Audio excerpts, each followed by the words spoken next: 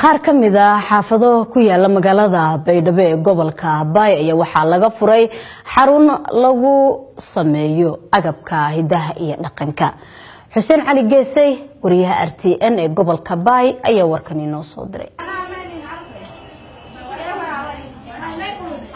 waa koox haween ah oo isu xilqaamay inay dib u soo nooleeyaan dhaqanka deegaanada Koonfur Galbeed. waxay ku labisan yihiin dharka dhaqanka oo ah astaantii lagu yaqiinay hablaha reer Koonfur Galbeed. halku dhiga haweenkan ayaa ah fool fayle oo micnaheedu yahay waji wanaagsan. dhaqanka soo jireenka ah ee deegaanadan waxaa lagu yaqiinay in gabadha gashaantida ah ee joogta gurigooda markii ay hooyadu meel u dirto ka soo daado waxyaabihii lagu dhaqmi jiray.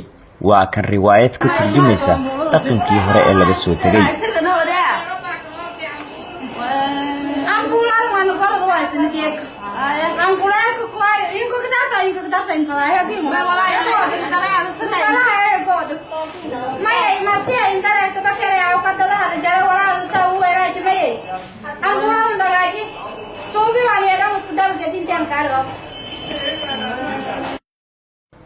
qaybtan xigta bal eeg maadayska ku jira.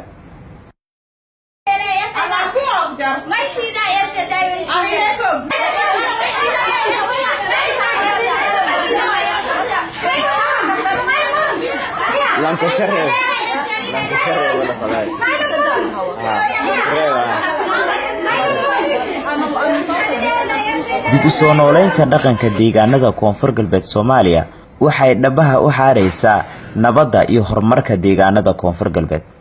Shankaroon Maxamed Daahir oo hogaaminaysa haweenkan isu xilqaamay inay dib u soo nooleeyaan dhaqankooda ayaa waxay kula dardaarantay wali iska talanay waana ka wada talanay reeriyada ahaan shacabkii reeriyada ka noolay intii oo contribution isku aruuriya xarun furda xaruntana leeyahay baay fool fayle leeyahay markuu xarunta seeti wal kasta la kasuubiyo wal kasta gabadha la kasuubiyo salaga la kasuubiyo dirinta la kasuubiyo dambiili la kasuubiyo walwalba way kasuubiyo lan walba oo muwaadin Soomaaliyeed shaqo abuur aan baahan anta ninka way korgacam.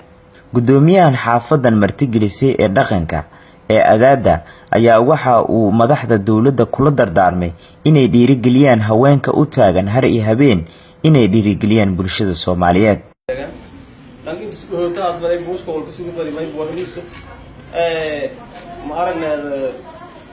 والقبصة وسجان تصل صوب سدي فرسان صوب سدي وسمارنا والكهرة يادي ينكبيله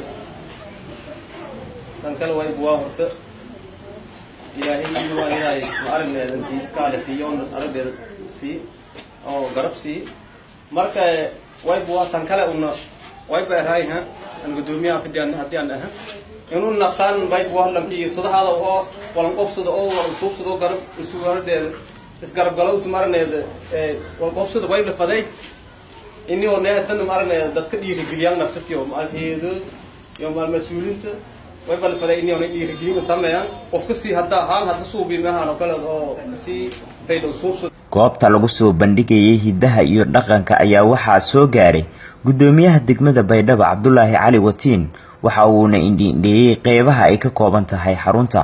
waxa uuna haweenku uu ku bogaadiyay in kaalin weyn ay ka ciyaareen horumarka dalka. waxa uuna dhanka kale uu sheegay in dawladdu ay diyaar u tahay in kaalin weyn ay ka siin doonto soo nooleynta dhaqanka hidaha.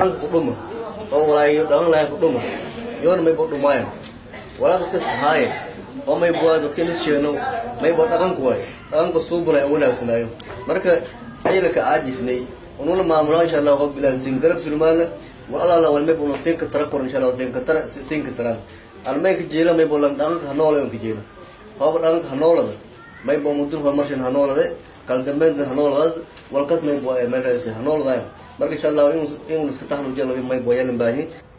markaad gasho gudaha xarunta waxa ku muuqanaya hal ku dhig la magac baxay nabada naas lanuuga leh oo ah nabad ayaa naas lanuuga leh. halku dhig kale oo ay haweenku sameysteen oo isna ahaa fool fayle oo micnaheedu yahay waji wanaagsan. Xuseen Cali Geesay RTN Baydhabo.